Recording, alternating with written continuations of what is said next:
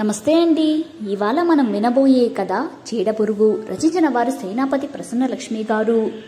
వ్యసనం ఎంతటి మనిషినైనా దిగజార్చేస్తుందేమో. రైల్వే స్టేషన్లో లోకల్ ట్రైన్ కోసం ఎదురు చూస్తుండగా రాజేష్ కనిపించేసరికి మనసులో అనుకున్నాడు ఆకాష్. అప్పటికే రాజేష్ కొద్దిగా మందు మీద ఉన్నట్టున్నాడు. కిటకిటలాడుతున్న జనంలో మనుషులకేసి చూస్తూ అటూ ఇటూ తిరుగుతున్నాడు.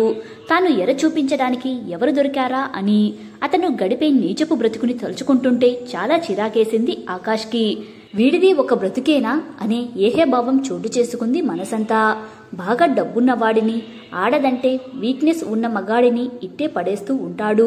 ఈ రోజు మరలాంటి వారెవరూ తగలకపోవడం వల్లేమో పరిచయం ఉన్న ఆకాష్ కనిపించేసరికి అటుగా అడుగులు వేశాడు రాజేష్.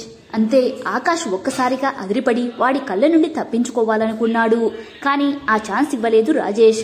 ఒక్క అంగంలో అతడిని చేరుకొని భుజంపై చెయ్యేశాడు. హలో రాజేష్, ఏంటి విశేషం? ఏడవలేక పైకి నవ్వుతూ అడిగాడు ఆకాష్. తను ఊహించినట్లుగానే నాకు అర్జెంటుగా డబ్బు కావాలి, కానీ నాకు అప్పుగా తీసుకోవడం ఇష్టం లేదు. నువ్వు అంటే ఒక్కసారి మా ఇంటికి రా, బతిమాలాడు రాజేష్. అది విని ఆకాష్లో ఆవేశం చిర్రెత్తుకొచ్చింది.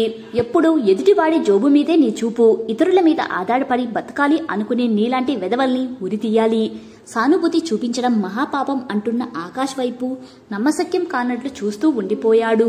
తన గురించి ముందే తెలుసుకుని ఉంటాడని ఊహించని రాజేష్ అలా ఉండిపోయిన రాజేష్కు కర్తవ్యాన్ని బోధపరుస్తూ, చూడు, ఇద్దరు స్నేహితులమై ఉండి కూడా నేను నీ నుంచి దూరంగా ఉండడానికి కారణం నీ ప్రవర్తన.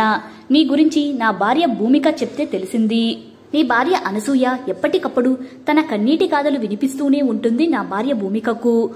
పడుపు వృత్తి చేయిస్తూ తన్ని నానా చిత్రహింసలు పెడుతున్నావని, తాగుడు డ్రగ్స్ మైకంలో మునిగిపోయి శాడిస్ట్లా ప్రవర్తిస్తున్నావని బాధపడిని రోజంటూ లేదు.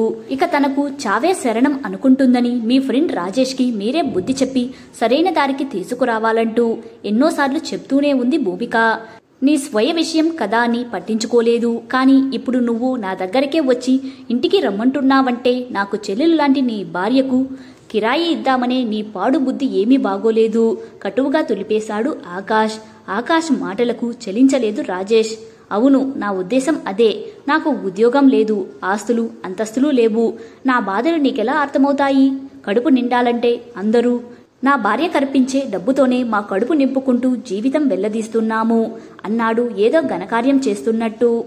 ఛీ, నీకు సిగ్గులేదు? నీ వ్యసనాల కోసం నిన్ను నమ్ముకొని నీ వెంట వచ్చిన భార్యతో వ్యాపారం చేయిస్తూ కడుపు నింపుకోవడం ప్రసాదం అనుకుంటున్నావేమో.